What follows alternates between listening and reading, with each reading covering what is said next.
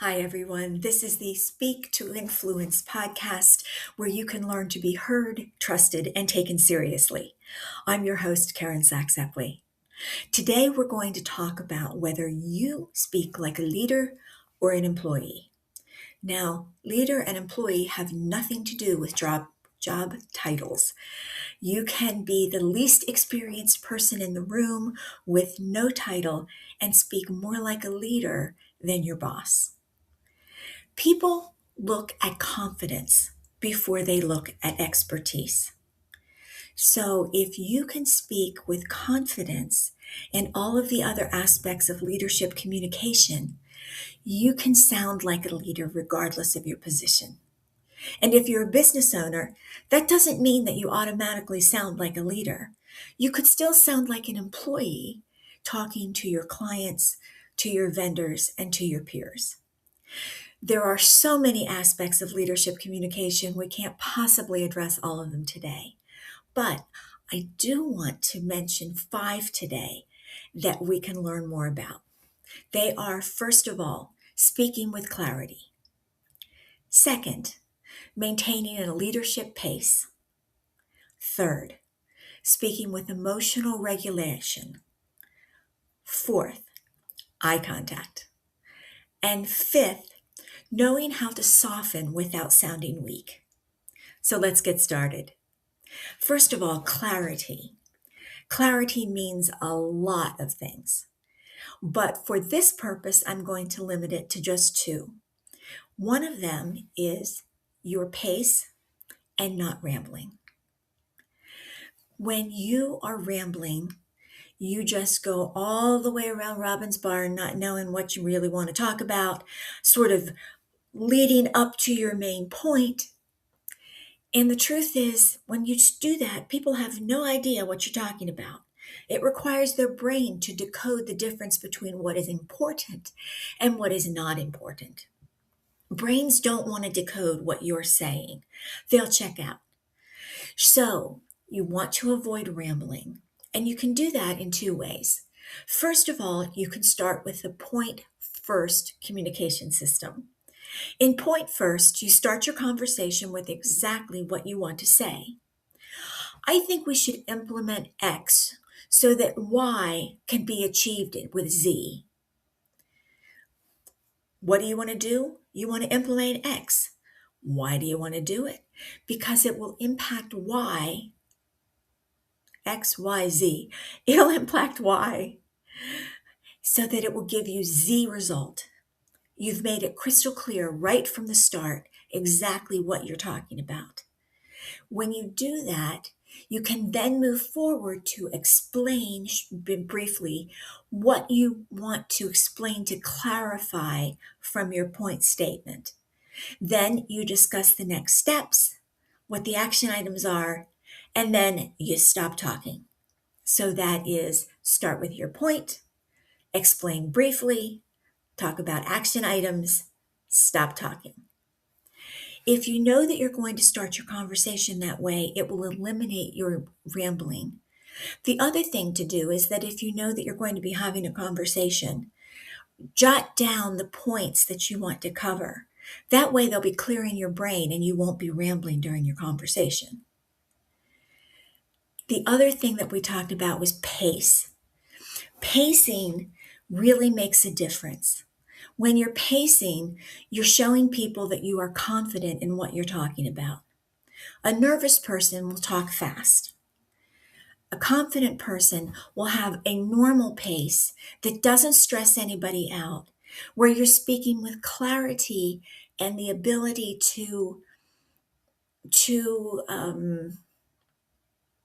be understood at that level. If you're speaking really fast, nobody really understands what you're saying and it can be really confusing to people. Your brain just had to really stress to figure out what I just said. But if I said, if you talk fast, it will be very difficult for people to follow you and your brain will be stressed. Total difference in the communication. You want to go at a speed that makes sense for people. You also want to use pauses. Pauses are the prince of communications. You want to pause to emphasize your points. Before a key point, pause for a moment. And after you've made your key point, pause again briefly. You want to make sure that people understand that what you said was important. It's like when you start with the point, explain, next steps, stop. Stop. That's a pause. At that point, you don't start until it's ready to start again after the other person has spoken or when you're ready to continue with your conversation. Now, pauses may seem very long to you, but they really aren't to the listener. I've told this story before, but I recently did a presentation and I totally lost where I was going with it. Went brain dead. Well, I didn't panic. I paused. And then it came back to me and I continued on. Now, when I sat down, I was mortified that I had screwed up so badly. But I got a lot of compliments from people. And I entrusted to one person, I know, but man, when I lost it, I didn't know what to do, so I just stopped. It seemed like forever to me. But his response to me was, really? We just thought you were pausing for emphasis. So even though that pause may seem very long to you, it just makes you seem like an authority. That it's a thought-provoking point that you just made. So pauses are an important part of pace. The third thing that we've talked about, or that I want to talk about, is emotional regulation. As a leader, it is important for you to stay calm under all circumstances. If you are angry about something, yelling at your employees or your friends or your peers is not going to solve anything. It just makes you look like a fool. Certainly doesn't make you look like a leader. If you are emotional about something, you need to control it. It's hard. I'm a very emotional person. I cry like that. But when I need to be a leader, when I'm speaking like a leader, I have to get it together because it's not about me. It's about the people I'm speaking to. When you are controlling your emotions, examples of that would be you have a budget cut and that's going to require layoffs. When you get together to talk to your employees about it, you can't go in and be all weepy, even though that's how you feel on the inside. You need to be the strong leader that people trust. You need to tell them honestly exactly what's happening and share with them what that impact could be on them in terms of programs or jobs. That's not an easy conversation to have. I know, I've had it before. But you've got to be the adult. You've got to keep it together. And as I said, if you're angry about something, don't go nuts in front of your employees or other people if you want to look like a leader. You need to control your anger. You need to be calm and speak with clarity at a pace that makes sense without the emotion. The fourth point of leadership communication I want to discuss today is eye contact. Eye contact is critical in everything you do, every aspect of communication, but especially if you want to talk like a leader. You want to make sure that you're looking people straight in the eye. Now, you don't want to stare them down, but you want to look at them for an entire thought. Now, if you're only talking to one person, it's appropriate for every X number of seconds to briefly look away and then come back to them. Briefly look away, just so they don't feel like you're staring into their soul. However, if you have a group of people that you're talking to, you need to make sure you're making eye contact with all of them. And you accomplish that by doing the triangle method. Generally, you'll start on the left. You look at who you're talking to, you make your point, you pause, and then you look straight ahead. You look at one person, you pause, and then you keep speaking as you look to the right, stare at a person, and go from there. Eye contact is critical. What you don't want to do is ping-ponging back and forth and back and forth. That's annoying. And it doesn't show leadership communication. It shows that you're nervous. So make a point of looking people in the eye when you speak to them. And if it's a group, pick a person one at a time and look at them.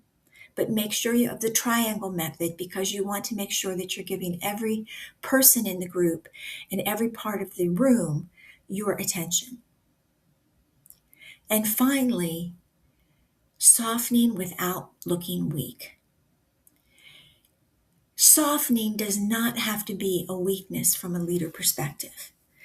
It just shows that you're not a bully and you're not rude and you're not disrespectful. For example, as opposed to coming out and saying, the campaign failed, what you can say is, there were a few gaps in the campaign that affected the performance. And then at that point, you go in to explain what happened. But you don't just blurt out, your campaign failed. That's attacking someone. That's not what a good leader does. Another thing is, instead of saying, you're wrong, you can say, I see it differently. Another thing would be to say, instead of saying, well, I hope this makes sense, which sounds really wishy-washy, what you want to say is, let me clarify. And finally, instead of saying, that won't work, say, I see a few risks. By taking simple changes in your language, you are showing people the same message with confidence, as opposed to attacking them or sounding like a bully, or showing like you're expressing more emotion than you should be in a situation. The bottom line is that you have a choice. You can speak like a leader all the time, or you can choose to speak like an employee. An employee doesn't have the confidence because they have someone above them that answers for them to management. You need to speak like a leader regardless of your position, because the important thing is that people look at you not if you're perfect, but if you're trustworthy. Can you trust them? Can they trust you to guide them? That's what a leader does. I hope this conversation's been helpful today. I look forward to seeing you at the next Speak with Influence podcast this coming Sunday at 7 p.m. Eastern U.S. time. We will be talking about how to speak from the stage. Thanks for being here today at the Speak to Influence podcast. I appreciate your time. Have a wonderful day.